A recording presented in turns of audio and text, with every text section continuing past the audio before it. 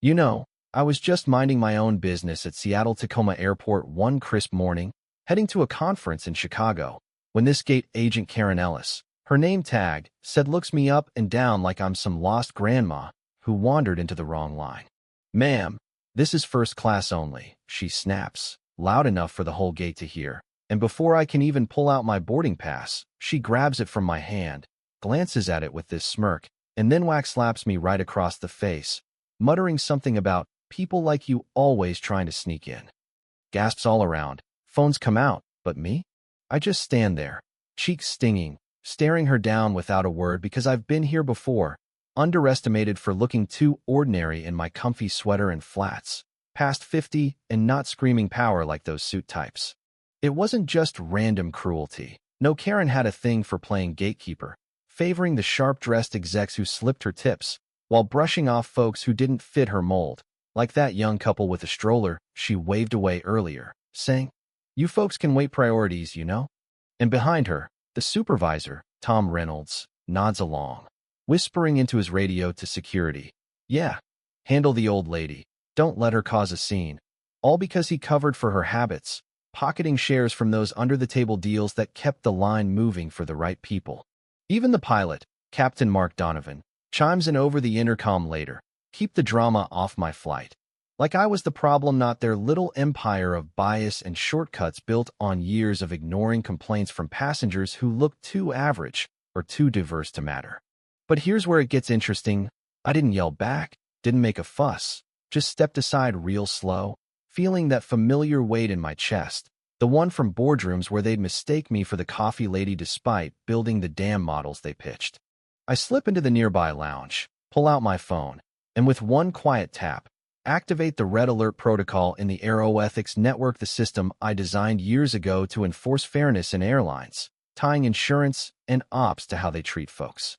No calls, no threats, just a single command, and suddenly, systems start glitching. At Seattle-Tacoma, gates flicker red.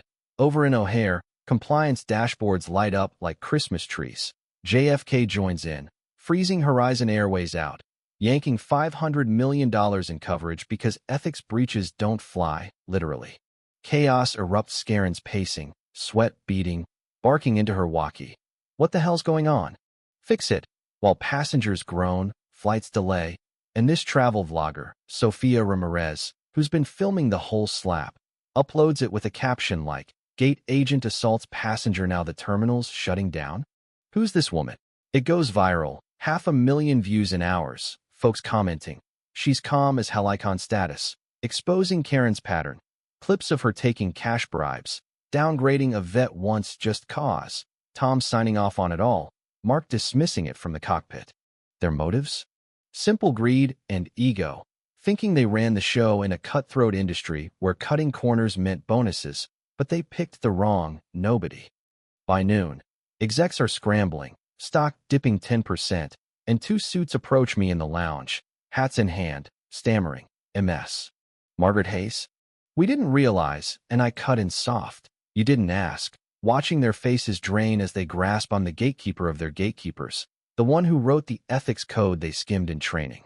No gloating from mid-just resolution, sipping my tea while the FAA adopts my network nationwide, mandating equity scores above 85 or lose routes. 6 months on, Seattle-Tacoma unveils a quiet plaque at the gate. Hayes passage for Margaret Hayes, whose stand proved fairness isn't optional. I stand off to the side, unchanged, still in my sweater, getting nods from strangers now enough for me. Karen's out, caring for family. Tom's flipped burgers. Mark's teaching bias workshops, quoting, "I never saw the cracks till she lit them up."